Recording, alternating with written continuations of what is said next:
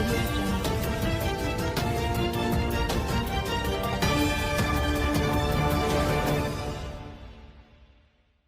दोस्तों, बिहार विधानसभा चुनाव में अब घोषणा होने में बस कुछ ही समय शेष रह गया है और सभी प्रमुख राजनीतिक दल अब जुट गए हैं सीटें फाइनल करने में, अपनी स्थिति को सुदृढ़ करने में, अपने गठबंधन फाइनल करने में, सीट शेयरिंग का हिसाब लगाने में और ये देखने में कि किसके साथ मुझे जाने में फ़ायदा है और किसके साथ जाने में मुझे फ़ायदा नहीं है। जैसे कि आपने देखा ही होगा, आज के तमाम बड़े बड़े अखबारों में चिराग पासवान ने बड़े बड़े ऐड दिए हैं, बड़े बड़े विज्ञापन दिए हैं एक एक पेज के, और उसमें ये दिखाया गया है कि बिहार फर्स्ट बिहारी फर्स्ट। और रामविलास पासवान के ये बेटे चिराग पासवान जो कुछ साल पहले फिल्म स्टार बनने निकले थे, कंगना रनौत के साथ हीरो भी रहे हैं, अब बिहार की चिंता कर रहे हैं, बिहारियों की चिंता कर रहे हैं। और जिस तरीके से इनके पिता ने किया हमेशा मौका परस्ती की राजनीति, उसी तरह की राजनीति ये भी कर रहे हैं। चुनाव आ रहे हैं विधानसभा के तो एनडीए पर दबाव बना रहे हैं कि मुझे ज़्यादा विधानसभा सीटें दी जाएं लड़ने के लिए, क्योंकि इन्हें लग रहा है कि जेडीयू के एनडीए में आ जाने से इनके पर कतर जाएंगे। इसके अलावा नीतीश कुमार ने पासवान की काट पर पार्टी में बुला लिया है जीतन राम मांझी को एनडीए में, और इसकी वजह से स्थिति और भी चिराग पासवान की कमज़ोर हो गई है। और चिराग पासवान को ये लग रहा है कि अब जेडीयू उनकी खैर नहीं छोड़ेगा। यही वजह है कि उन्होंने ये कह दिया है, चिराग पासवान ने अपने समर्थकों से, कि अगर हमारी मनपसंद सीटें हमें नहीं मिली तो हम उन सीटों पर भी चुनाव लड़ेंगे जहां पर जेडीयू के प्रत्याशी होंगे।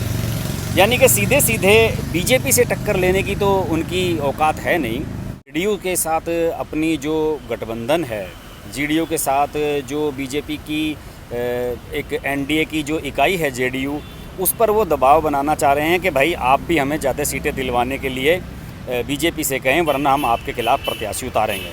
हालांकि मुझे लगता नहीं कि नीतीश कुमार उनकी गीदड़ भभकी में आने वाले हैं, और उन्होंने जीतन राम मांझी को पार्टी में अपने गठबंधन में बुला ही लिया है। दूसरी ओर जो सबसे बड़ी स्थिति है वो है महागठबंधन की। महागठबंधन का नेतृत्व निश्चित रूप से तेजस्वी यादव करने जा रहे हैं। कांग्रेस के पास कोई फेस नहीं है वहाँ पर, बाकी सब छोटे छोटे दल हैं। और जो महागठबंधन है एनडीए के खिलाफ जो लड़ने जा रहा है, उसमें सबसे बड़ी पार्टी लालू प्रसाद यादव की आरजेडी ही होने जा रही है। और अब सुनने में यह आया है कि कांग्रेस पूरी तरीके से सरेंडर कर चुकी है आरजेडी के सामने, और ये तय हो गया है कि सीट शेयरिंग कैसे होगी।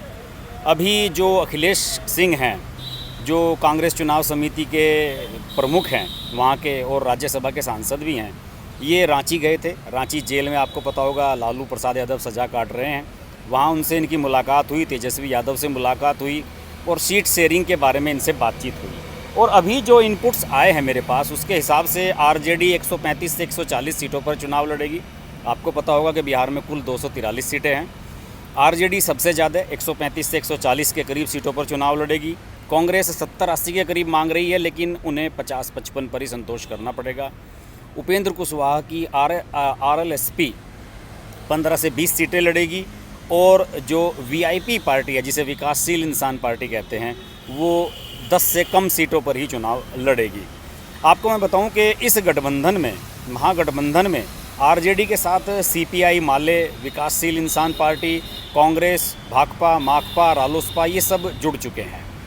और इसमें एक बड़ी मज़ेदार खबर और ये भी आ रही है कि जो कम्युनिस्ट पार्टी है सीपीआई, वो कन्हैया कुमार को प्रचार में उतारेगी।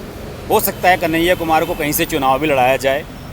और ये कन्हैया कुमार वही हैं जो बेगूसराय से लोकसभा चुनाव लड़े थे सीपीआई के टिकट पर।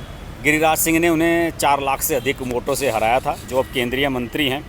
और उस समय सारे फिल्म स्टार और स्वरा भास्कर, सीपीआई के जितने भी स्टूडेंट्स, जेएनयू के, सब लोग पहुंच गए थे इनके प्रचार में, लेकिन उसके बावजूद भी कन्हैया कुमार का कुछ नहीं हुआ था। बहरहाल अब पता नहीं कन्हैया कुमार को कैसे स्टार प्रचारक माना जा रहा है।